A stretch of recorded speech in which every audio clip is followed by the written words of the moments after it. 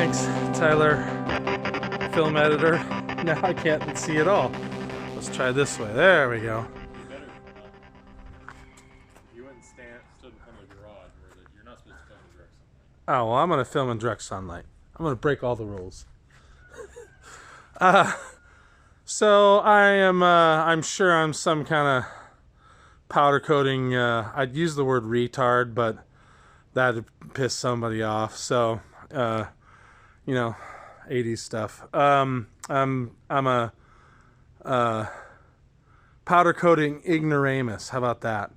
And so I'm sure I've hung these wrong. I have no clue what I'm doing. I've watched some powder coating videos. So I'm going to hot flock these. Maybe that's a huge mistake. I don't know.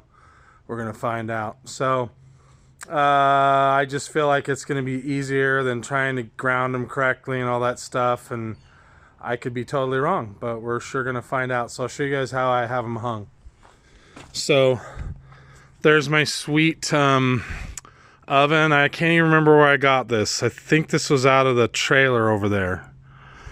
I'm not sure. So this is how I have them hung. I got all the tops ripped out of there. So they're hung like that. That sucker's super heavy, cast iron, and I'm gonna pull them out and hot flock them, I think. We'll see. So they gotta come up to temperature, and then we'll see what's going on after that. I gotta get the Harbor Freight gun out of the box and all that good stuff. Alright, this time I'm going to try a little harder at this powder coating thing. I preheated one of the parts in the oven. I'm going to ground it properly and see how the powder goes on. So I'm going to move you guys a little bit and kind of look across at what I'm doing.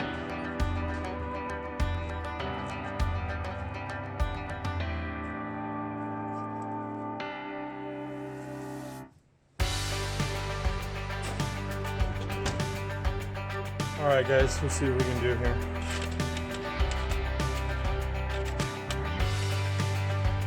Alright, don't know how this is going to work. Oh, I forgot air. Alright, let's try this again.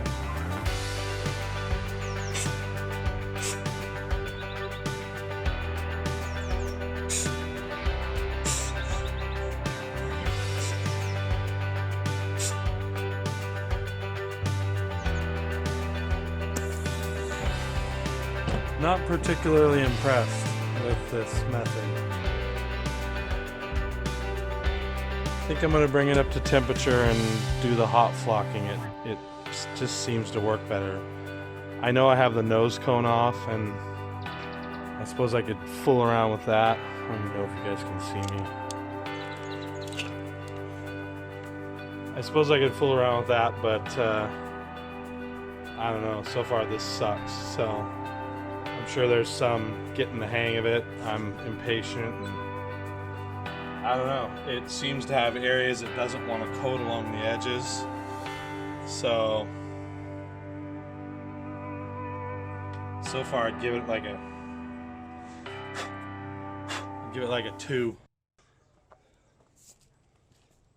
Alright, I managed to make a huge mess trying to pour the powder into the tube. Definitely going to get that figured out.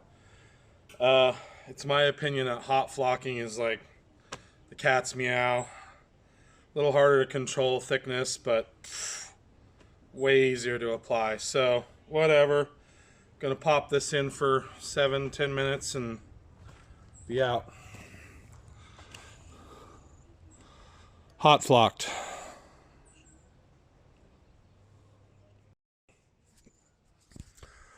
Alright, so the so-called right way, I'm sure it has to do with me being an idiot and not knowing what I'm doing and having a shitty Harbor Freight powder coating gun and not having the right technique, and I'm sure the list goes on and on. So my experience so far, the second try, I tried to do a legitimate grounded blown on part.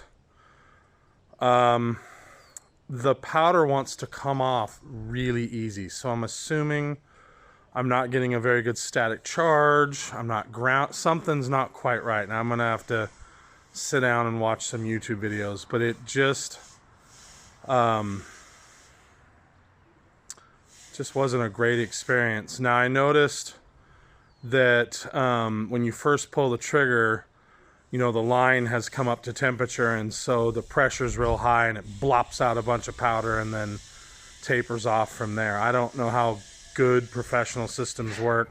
I'm gonna get one, so I'll find out. But hot flocking to me was more like regular painting, like the part's hot, whatever touches it melts. And I'm sure you can get over thickness real easy. That part may actually end up with some runs. Wouldn't surprise me at all. So yeah, I didn't have a wonderful second experience. I don't have a opinion. I don't know enough about powder coating to have any sort of informed opinion, but we'll see how this part turns out. Talk to you in a bit. All right, guys, from the 500-foot level, it looks great, but it's actually got some haze. So I don't know if you guys can see the haze or not. Let's see if you really can. Oh, you can kind of see it. You can really see it here. So what happened is, and I'm starting to understand powder coating a little bit, when the coat bakes off after your 10-minute time, it's hard. Even when it's hot, it's hard. And so you can't recoat like you would with automotive paint because it's not a chemical bond. The layer below it is completely cured out, and the layer above just dry sprays onto the cured layer. They don't wet out like automotive paint might.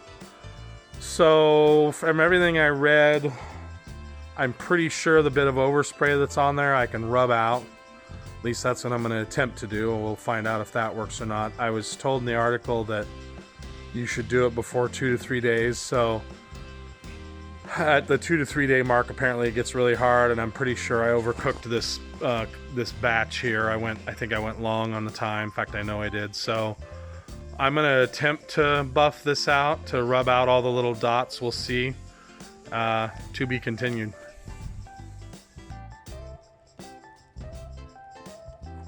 Alright guys, I'm in the middle of restoring this grinder, and I figured maybe it'd be interesting for you guys to see powder coating. This is not a how-to video. It goes against everything that they recommend online, well, most people. It's me hot flocking, so I'm going to apply the powder coat hot. It's what I'm used to as far as it most closely mimics automotive paint process. I can kind of see it wet out, and I can see where my coverage is, and also there's some issues with these being large cast iron parts, and so if you throw them in cold or partially preheated, I think you guys can see the oven smoking.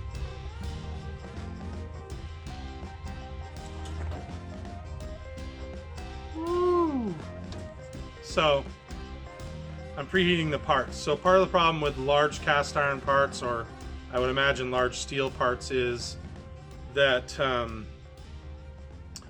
if you throw them in at 200 and you put them in for 10 minutes, they're not even up to 400, which is what this NIC powder coating is. It's 400 at 10 minutes. And so you could throw them in at 200 and 10 minutes later they're at 350 or something. And so I'm choosing to preheat to 400 and shoot them hot. I can see what I'm doing. I just prefer it that way.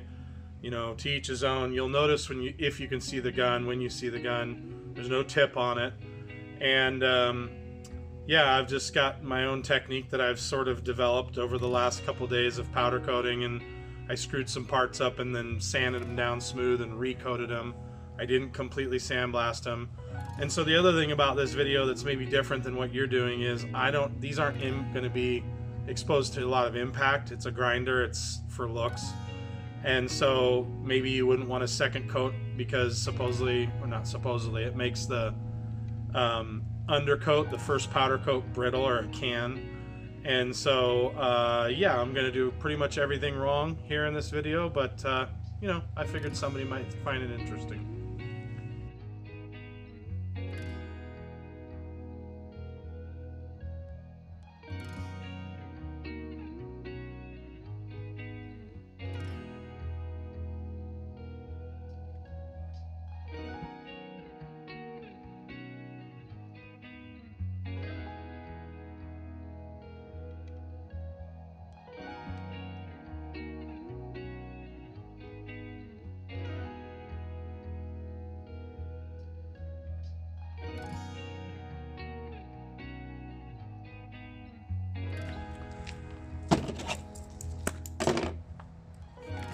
So I have a cheap regulator here.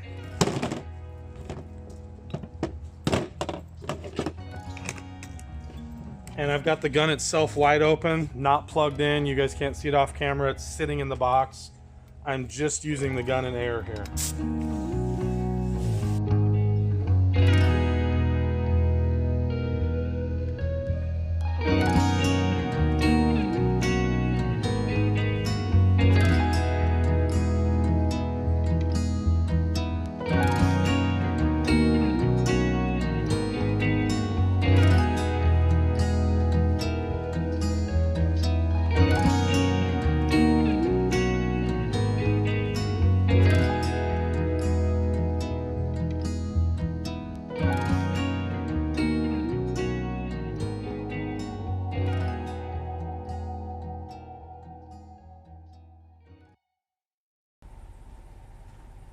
Okay. We'll see how that works. They tend to... You can get dry spray.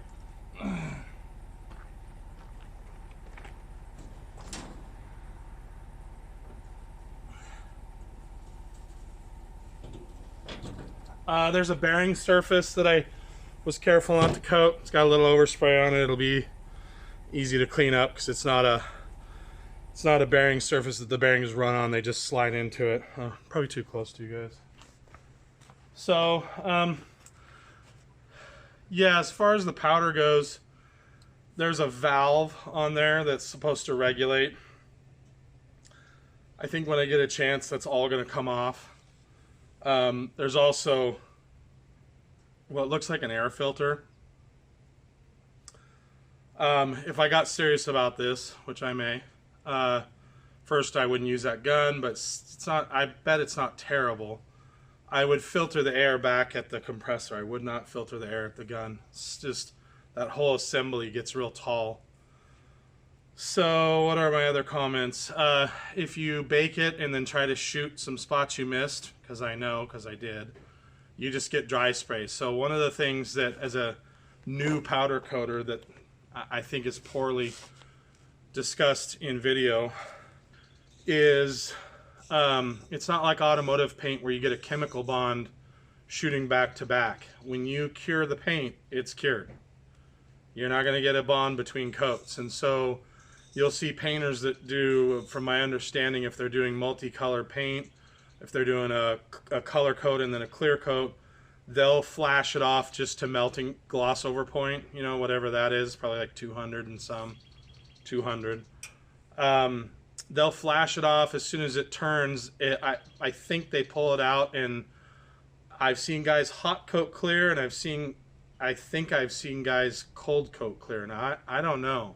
Maybe they always hot coat, I'm not sure, but they won't cure it fully. They won't go whatever their cure time is for their particular powder. They'll just cure it till they'll heat it up, flash it off. It will gloss up, then they apply their clear. Looks like maybe they shoot and check their mill. I don't know if you can do that hot or cold. And you know, I'm kind of talking out my ass. That's what I've seen on YouTube, my butt. I'm gonna have to bleep that out. I'm talking out my rear end a little bit, and yeah, you guys will get to see the finished product here in a minute.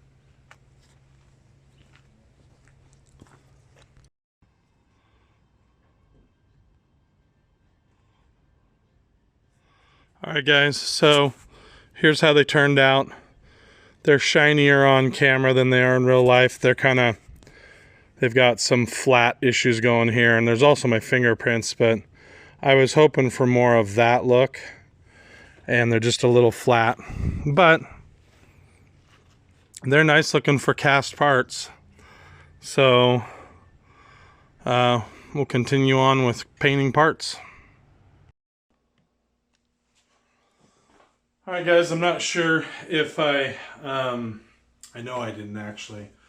Let's start over.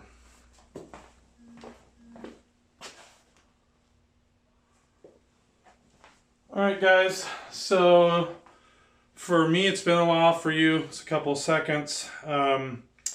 We got the two pieces off. I'll grab one real quick.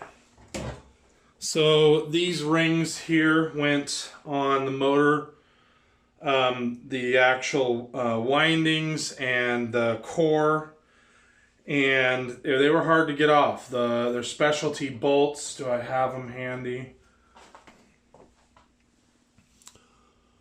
Those bolts are very specialized, and I could not get those bolts anywhere. I would have had to have had a batch made, which is probably at least 100, might be 1,000 pieces. That would be like out of China, probably cost me $500. So definitely not worth doing. Air freight's gone up. It might be more than that. So what I did is I got these out and I filed them very carefully and I reconditioned them. I'm going to zinc plate them at some point. I'll get you guys off there real quick and show you some of the other problems I encountered. Okay, so first we'll take a look at this. So when I pulled the bolts out, these are threaded and I broke this piece off here. And I couldn't figure out what this was. Camera. And it's a piece of lead. So what they did when they mass manufactured this they let me find it for you guys.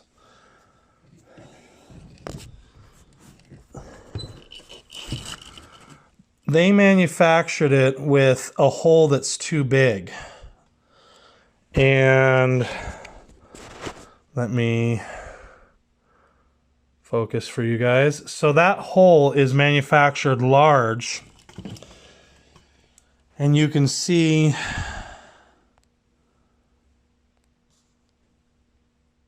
that it's threaded and this piece is like poured in. And so what they did in order to pour this, when they assembled these way back, whenever this was made, and I'm going to look up the history. It's independent pneumatic tool company. Now I'm going to assume this was done in the 50s or 60s, before they outlawed lead. When they poured those hub pieces, they must have had a jig that they put this in. They poured those holes with hot lead, and that hot lead flowed into these recesses here. They then put they had the bolts installed already, and they poured in. Well, the threads on the bolts are longer than what they thread into. And so essentially the lead took the shape of the threaded portion and acted like thread locker. I'm telling you, I had to use a special tool to get them out. And then very carefully impact gun. I had to file Harbor Freight impact flathead bits. I had to file one down to fit the size of the head, and then I had to make sure it was parallel sides, meaning that I ground it so that it was like this and not tapered like a normal flathead screwdriver. It actually was a parallel head. And even then, I egged the flathead portion of the head out, taking them out, and so I had to file it flat again. It was just a really big deal. So when I put these back in, I'm going to put anti-seize in there and just get them tight and not worry about they were unbelievably tight. Just ridiculous. In fact, when I put them back in, the lead's probably going to make them very difficult to install. So I thought I had broke this off from a part. It just came off. This is a piece of lead. So I'm sorry that's a long explanation, but it was very confusing as to why they wouldn't come out. You know, I got them a couple turns out and they're almost as tight as the very first turn. So it was confusing. If you have to get them out, if you find yourself in a situation where you're taking one of these apart and they've leaded in the fasteners, don't ruin the thing that you're taking out. You'll have to, if you do, you will drill the heads off to get them out. It was a big deal. So you guys aren't going to want to watch me sand. I'm going to put you in fast forward. I'm going to sand this thing, cover up the nameplate, sand it down, get it painted. I can't powder coat it because I can't heat the windings up. I don't think. I don't even want to try. So we'll put you in fast forward mode here.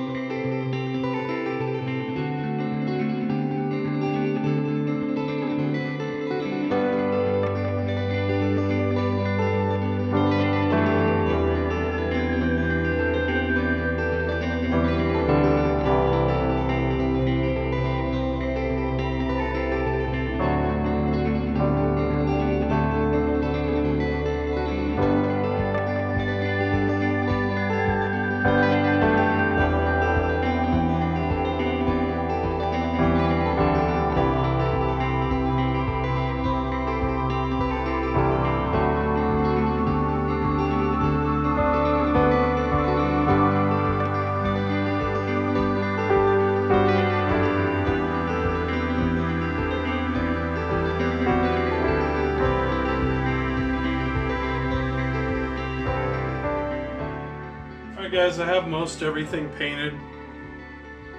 I haven't got the grinding wheel in yet, and I've got one of the guards to paint. In the interest of saving time, we'll do that off camera and you guys will just see it painted. There's no mystery behind me and my powder coating trials or attempts. So